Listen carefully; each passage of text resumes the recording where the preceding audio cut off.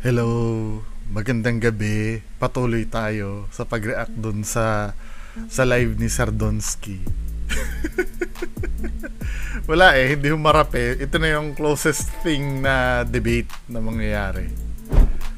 Play na natin tong sinasabi ni Sardonsky. What for? Bakit siya lang mag-isa doon? Daldala niya yung kamera niya. Pares sa akin, daldala ang kamera niya. Di ba? So, ano yan? Ito yung continuation ng kagabi. Yung sinasabi niya na hindi makapag-isa si Sir Ed Calawag, siya nakakapag-isa. O, ipabot mo to, idol. Nandito ngayon, naligaw ka. Ipabot mo to sa kanya na kung talagang buo yung loob niya. No? Explore kami, solo exploration, o kami lang dalawa. Doon sa pinaka-legit o pinaka-critical area. Hindi, actually, ganito hindi ko nga nagigets yung sinasabi nito. Ang argument ba dito, patapangan, or peke yung video mo? Granting duwag si Sir Ed Calawag. Pero you can deny the fact na may credibility yung tao kesa sa'yo. Kasi trusted yun ng GMA Current Affairs News and Current Affairs, di ba? Trusted siya kumpara sa'yo. Maybe nag-guest ka, ginagawang reference yung video mo katulad doon sa Biringan, di ba?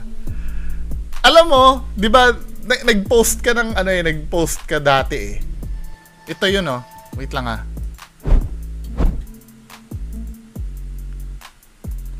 So nakita ko itong post niya. Abangan daw bukas sa GMA Network. Itatampok na naman ang isang video natin sa KMJS. Thank you so much sa walang sawang pagsuporta. So, iniyabang niya dito na si Sir Jacob Esguera, yung researcher ng KMJS, mapapasama daw uli yung video niya. Kasi nga, ang topic Biringan na naman. Diba? Nung final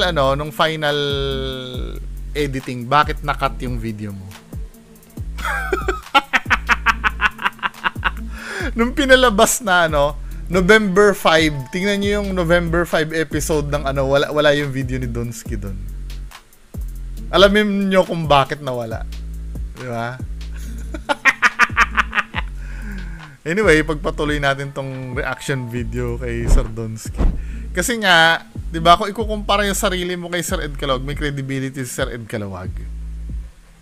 Di ba? Malay mo, during those cutting, may napansin na doon sa video mo, kaya inano na nila, kinat na nila yung, yung video mo. Tapos ang gana mo pa na magmalaki na maghamon na ganyan, di ba? Kung babalikan natin yung pinag-uusapan natin kanina, hindi naman regarding sa patapangan kasi ang issue. Ang issue dito yung pag-debunk sa video mong peke. Di ba? Ayusin. Wala kang makita sa video niya, guys, na siya lang mag-isa. Laging may sunod-sunod na kameraman. Di ba? Ang babaw ng batayan niya, Di ba? Kaya nga, kasi nga nagdo-documentary siya, Sir Donsky. Hindi pwedeng siya lang mag-isa doon. May tinatawag kasi na na crew. 'Di ba? Hindi pwedeng yung footage ni Sir Ed Calawag lang yung i-upload doon. Unang-una, yung paggawa ng ng crew ng news, let's say GMA News current affairs. Yung ginagawa nila, kailangan maganda ang presentation nun, hindi katulad dun sa'yo na wobbly yung kuha. Tsaka laging third person dapat. Hindi niya naiintindihan yung paggawa ng documentary, Kasi nga yung level ni Sir Ed Calawag pang mainstream, hindi naman pang vlogging. Nagva-vlog siya ngayon pero more on mainstream yung ginagawa ni Sir Ed Calawag. Lagi may sunod-sunod na kameraman. Hindi naman, ang tinutukoy niya naman, hindi naman pagva-vlog yun Yung tinutukoy mo, hindi pagva-vlog yun, paggawa ng documentary yun. Tsaka, walang big deal doon, men. 'Di ba? I mean, nung sinasabi mo na mag-isa lang si Sir Ed Calawag na may kasama si Sir Ed Calawag, 'di ba? Naka-apekto ba 'yon do sa status ng video mo? Fake pa rin ang video mo. Sa Paco Cemetery lang. Hindi daw niya kinaya. Para daw siya sinasakal. Oh my God. Tapos pupunayin mo yung video ko na never ko masinabi doon na... Anong connect nun? Anong connect na para siya mahihimatay na masasakal tapos pupunahin yung video mo? Anong connect nun? Ang gagamitin mo lang naman doon, kokote mo eh. Hindi ko nagigets yung yung connect nun, yung matatanggalan pagpuna ng video mo. 'Di ba? Dahil nahimatay siya doon sa ginagawa niya. Hindi ko nagigets yung connect. Para daw siya sinasakal. Oh my God. Tapos pupunayin mo yung video ko na never ko masinabi doon na... Ikaw nga doon sa video mo, natutumba-tumba ka pa eh. Hindi naman pala multo yun, di ba? Na yung reaction mo doon talaga natutumba-tumba ka pa eh. Like ghost?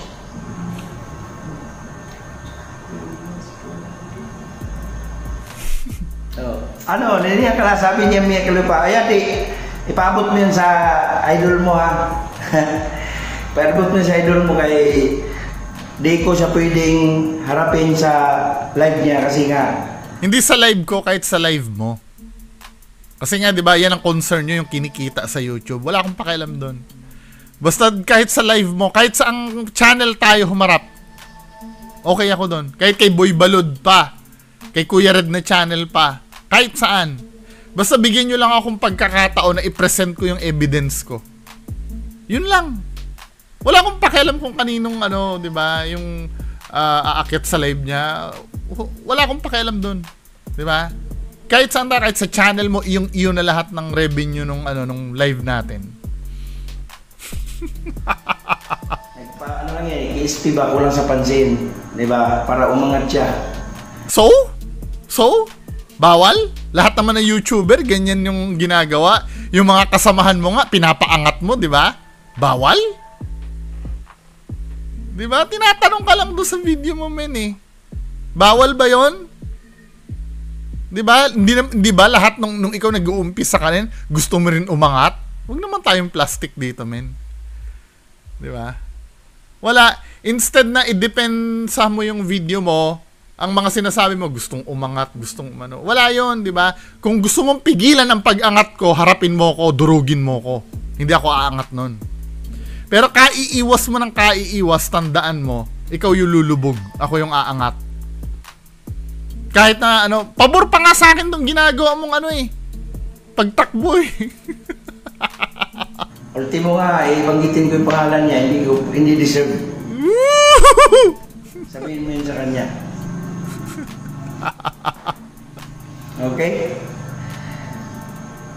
Brian John Garcia Espirito, balik tayo sa shoutout. Dito sa amin, idol, critical. Yon, mas maganda yung critical. Basta hamunin tayo nila na sige nga, patunayan mo. Kasi lagi sinasabi sila sa atin, guys, na pag nag-explore daw tayo, solo exploration, hindi daw tayo nag-iisa. Lagi daw tayong may kasama. Yan ang mga sabi nila.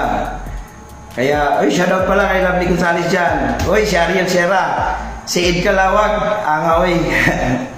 Sabi ni Ariel Serra. Alam na ng mga supporters mo pala na dinibang ka ni Ed Calawag. Shoutout, idol. Relax lang. Sabi ni Melina Kila. Tamo, nababasa ng mga audience mo kung gaano kakaaligaga dyan, men. Diba? Kasi natataranta ka eh. Paikot-ikot ka na dyan sa mo. Sabihin mo ha, Mia Khalifa, sabihin mo sa lodi mo na banggitin ko pangalan niya, di deserve. Okay? Taas ni Donsky, no? Bago ko banggitin yung pangalan, hindi sa pagmamayabang, magkaroon mo na siya nito. Napakayabang! Ikaw, magkaroon ka muna ng shield ni Captain America. Napakayabang ni Donsky, no?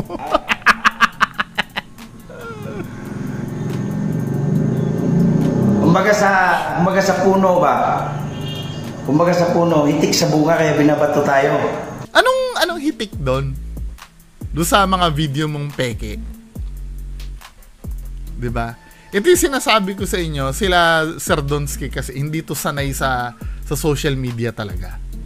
Kasama sa ano yan eh, kasama sa darating ang time, dadami ang kritiko mo. The more na lumalaki yung channel mo, lalong dadami ang kritiko mo.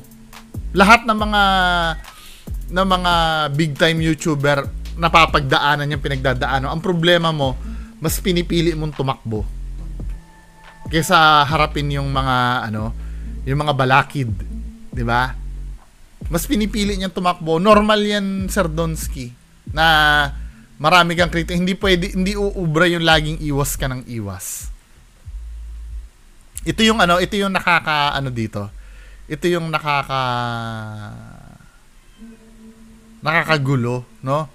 Sa isipan natin.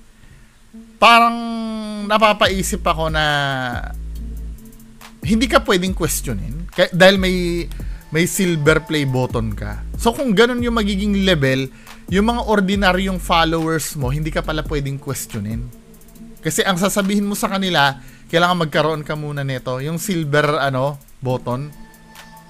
So pinipigilan mo yung mga, actually technically follower mo ko eh. 'Di ba? Sinusundan ko lahat ng upload mo. So kung ako, katulad din ako ng mga follower mo diyan. So hangga't hindi kami nagkakaroon ng silver play button, hindi ka namin pwedeng questionin.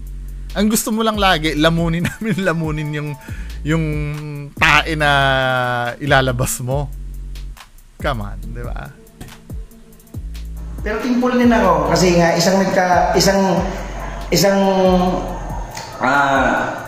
tawag nun? Isang ng TV station. Yun nga, yung expert ko na. Thankful ka? Hindi ka thankful. Galit na galit ka nga eh. Na plastic talaga to. napansin tayo. No? Correction. Hindi ka pinansin. Ako yung nagdala ng video mo sa kanya. Pinasuri ko. Kay Ed Kalawag. Ako po yung nagdala. Ako yung pumapansin sa'yo, hindi si Sir Ed Kalawag. Na ganon. Ay, naku. Hanggang dyan ka lang naman eh. Hindi mo kaya mag-explore hanggang Wala. sunod lang ng mga Hindi usapin yung hanggang dyan ka na lang. So, lahat ng nagki-criticize sa'yo, kailangan mag-explore. Hindi ba pwede namin pansinin yung yung kawalan ng common sense sa videos mo, men? Di ba? Come on. di ba? Kailangan hindi nyo kayang let's say granting hindi namin kaya yung ginagawa mo. 'Di ba? Hindi ba pwede namin makita yung mali do sa video mo? Diyos ko naman. Ano ba? Yung mga Hollywood movies nga, tamo ha? Yung mga Hollywood movies nga may mga kritiko eh. Yung mga kritiko rin hindi naman kayang gumawa ng hindi naman kayang gumawa ng pelikula katulad ng sa Hollywood. May mga kritiko sila. May mga nagre-review dun sa movies nila kung pangit ba o maganda. Pero hindi naman nila kayang gumawa din ng billions of dollars na movie na worth. Bakit? Kailangan ba maging pamantayan yun na kailangan gawin yung ginagawa mo? Kung tutusin naman talaga kayang gawin yung ginagawa mo, mameke at manloko ng tao eh. Sa totoo lang. Talagang hindi kaya talaga. Yung magpapanggap ka ng magsasaklob ka ng itim na tela tapos palalakarin mo, sasabihin mo na yun ay umiiyak na siya. Shoutout na lang sa'yo, shoutout. Tawanan mo lang yan, tinatawanan ko lang. Arisela, shoutout sa'yo, salamat. Brian, Jan, Garcia, Espirito, dalawa mo lang kami mag-explore. Matapang siya. Dalawa lang kami mag-explore, idol, kung matapang siya. Hindi. Isipin mo may cameraman pang dala. meron pang tagabitbit ng ano yun, ng wire. So, ibig ma-realize natin, may 3 na. Oh, tapos Wala sa argument yung sinasabi niya, ano. Anong kinalaman ng pagbitbit ng wire dun sa pamimeki mo ng video? 'Di ba? Parang anong nangyayari dito, tinatanggalan niya ng karapatan mag-isip yung mga viewers niya. Hindi ko nagigets. Nagigets niyo ba 'yon, mga men? Let's say ganito, no. Ako muna pakinggan nyo. Let's say may kinikriticize tayo na isang politiko na korap. 'Di ba? Alam nating mali yung ginagawa nung politiko na korap. Kailangan ba magawa din natin yung ginagawa ng politikong korap na yon para masabi nating mali siya? Part ng demokrasya natin tong ine-exercise natin dito eh. Hindi ko nagigets dito, parang hindi siya open na na sagutin lahat ng tanong sa kanya. Kailangan may silver play button ka muna bago ka magtanong sa kanya. Come on, 'di ba? Obvious na yung ginawa mong video na yun peke. Anong kinalaman doon ng ginagawa ni Sir Ed Calawag na may na may daladalang wire, may cameraman? Anong relevance noon? May explain nyo ba sa akin yung relevance noon? Let's say, granting na lahat ng sasabihin mo kay Sir Ed Calawag totoo. Duwag si Sir Ed Calawag. Hindi makakapag-isa si Sir Ed Calawag, lagi may cameraman na nai-invalidate ba nun yung criticism do sa video mo? Hindi pa rin. Fake pa rin yung video mo. 'Di ba?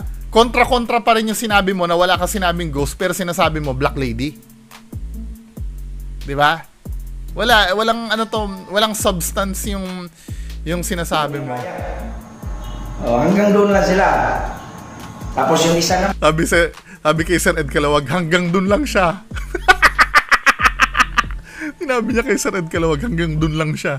Hindi ko lang magitin yung talagang pangalan niya kasi yung channel niya kasi baka hindi naman television talaga eh. Yan si Pogi, hamunin ko yan si Pogi. Hamunin mo? One-on-one kami. Manik-manik lang kami sa akin. Diba? Diba? Ang nila, bungi daw. Diba?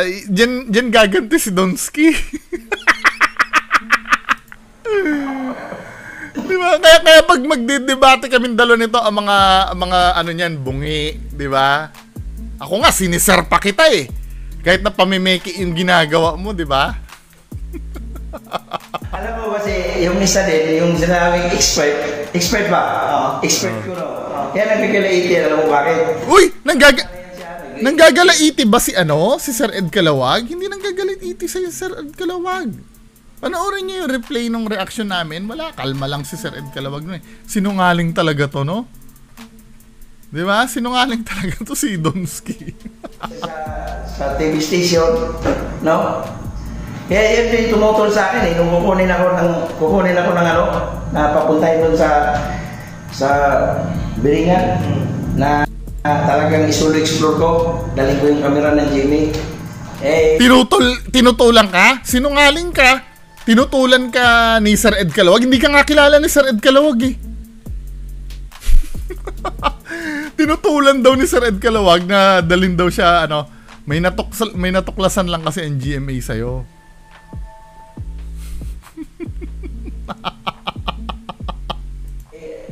Siguro inarang nila yun eh. Tamo, nag-i-speculate ka na si Sir Ed Calawag ang dahilan kaya hindi natuloy yung sa GMA mo?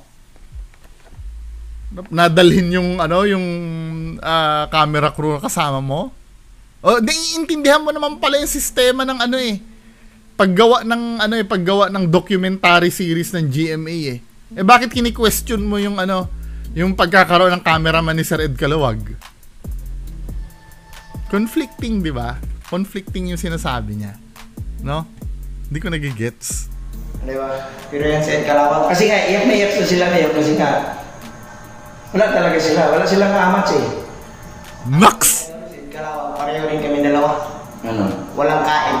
Pero pag magtabi kami dalawa, mas pugi pa ako dyan. Wala, doon sila umaatake, mas pogi daw sila kay Sir Ed Calawag. Tapos di ba? Wala, ito ba, yung mga supporters ni Donsky, satisfied ba kayo sa mga ganyang sagot?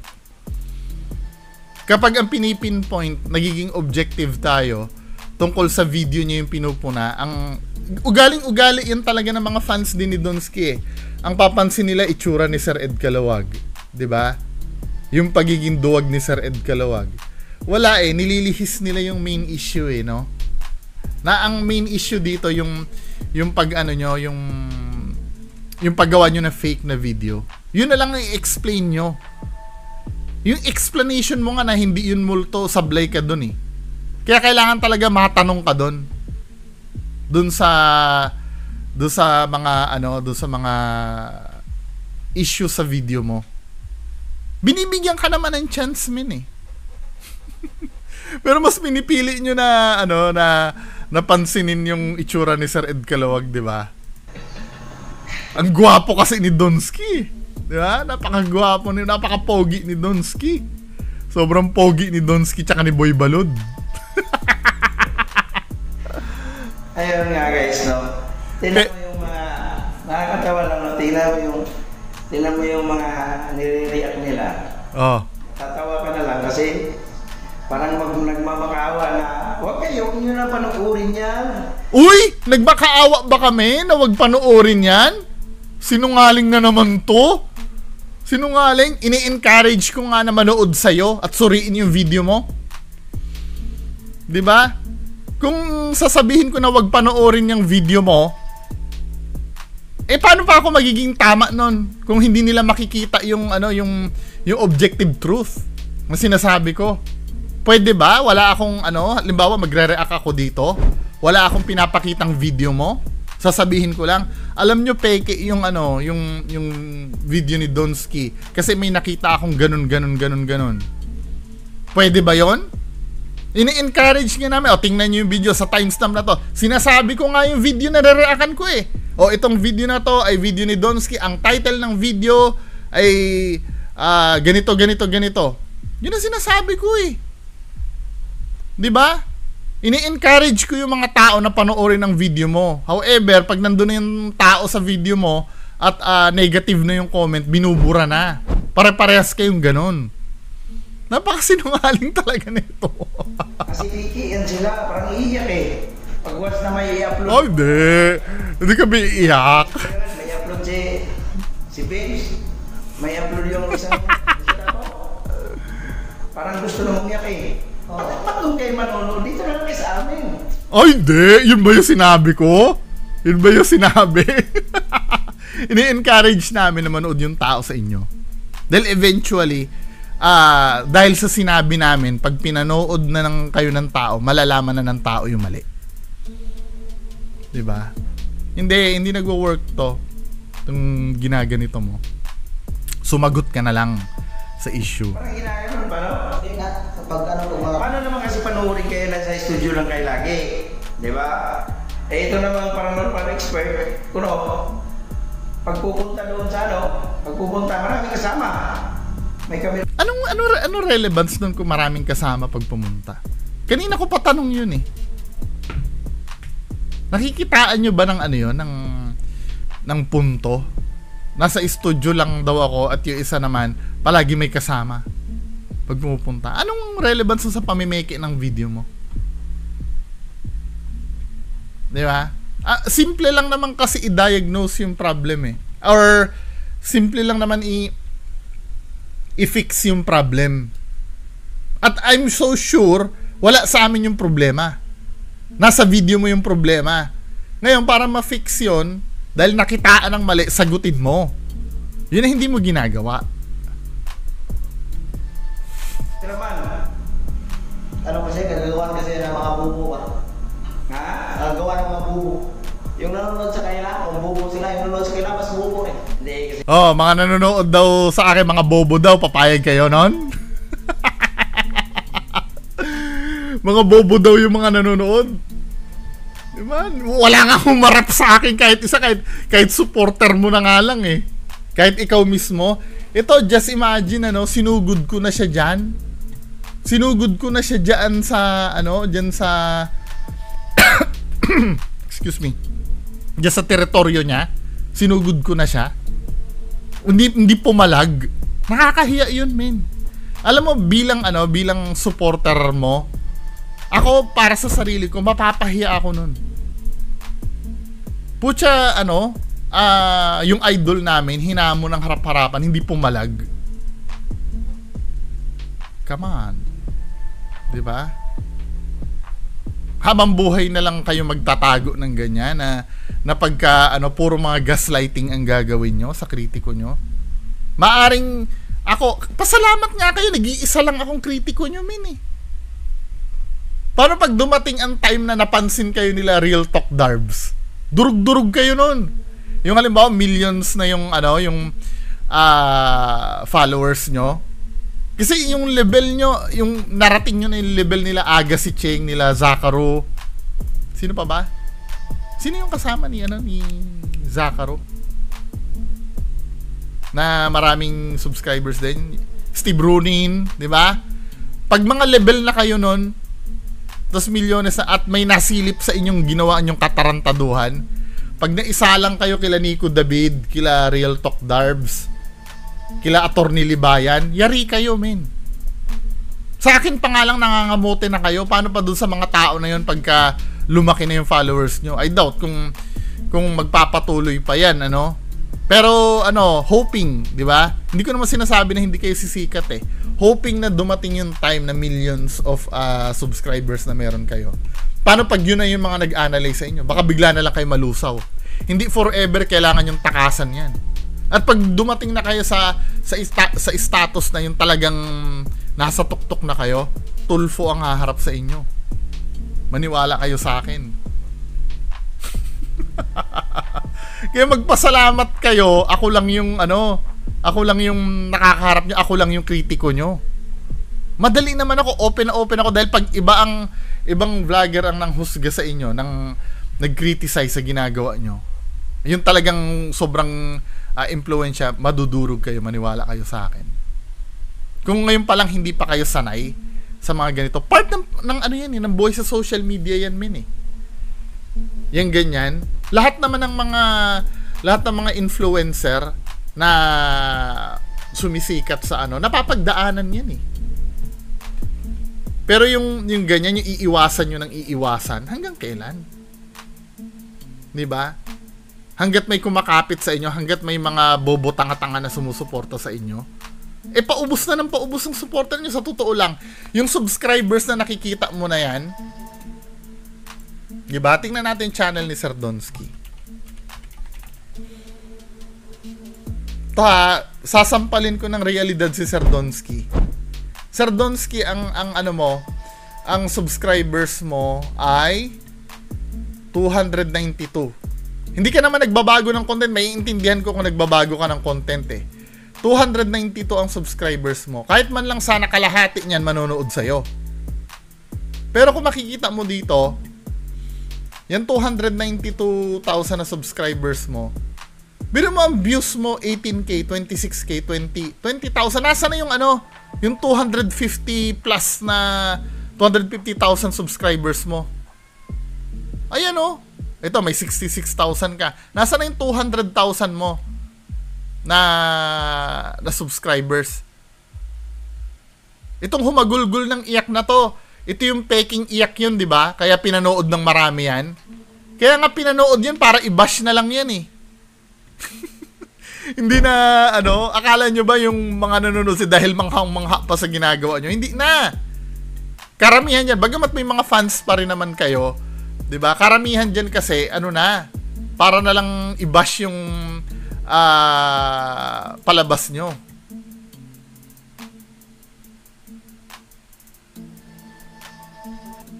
Di ba? Ang dami ng kritiko na nagko-comment sa channel nyo. Ayan katulad niya, Di ba? Akala nyo ba pumupunta doon para tanggapin na totoo pa rin yung ginagawa nyo? Hindi na. Katulad na ito, drama lang, kwento mo yan. Ayaw ko mag-subscribe sa'yo, puro scripted. Pangit ng content nyo, di ba? Puro kasi nag-acting workshop ba sila kay OG Diaz? Di ba? Nakikita mo yung mga comment dito ng mga ng mga nanonood sa iyo. Pinapanood ka para i-bash na lang, men. Sa bagay, kikita ka pa rin naman dyan kasi pinapanood ka nila eh. Pero yung yung reason kung bakit pinapanood ka nila, hindi na katulad nung dati. Abay, kailangan magising ka na. Umaksyon ka na. 'Di ba? Hindi pwedeng habang buhay takbo kayo ng takbong dalawa ni Kuya Red.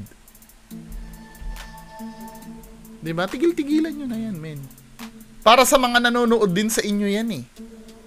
Para magkaroon sila ng tiwala sa inyo na hindi nyo sila inuulol. Actually nga, mas lalo kayo mamahalin ng supporters nyo kung aamin kayo. Kasi yun na yung sinasabi ng supporters nyo sa akin eh.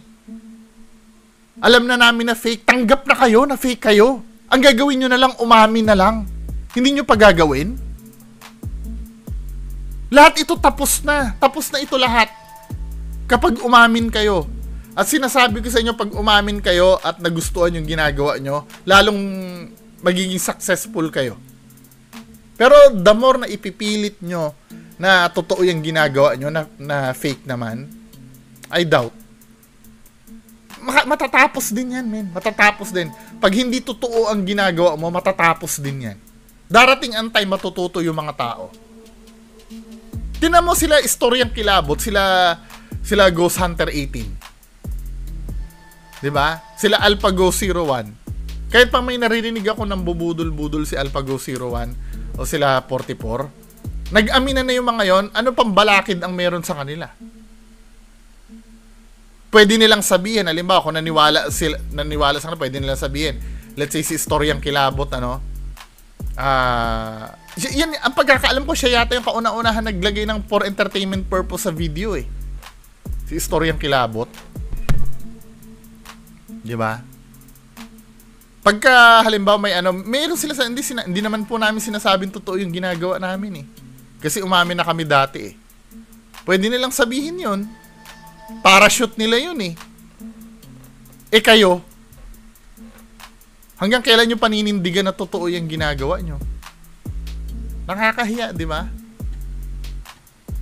Kaya nga, hindi lang naman para sa akin tong ginagawa. Alam mo kung para kanino tong ginagawa ko? Doon sa mga talagang legit na ghost hunters. Kasi naaapektuhan sila doon sa ginagawa nyo eh. Sila Sir I.M. Reverie, sila Cebu Ghost Hunter PH, Hunted PH. Di ba? Kasi once na sila ay napabilang sa inyo, kasi kayo yung nagdo-dominate sa ghost hunting community eh.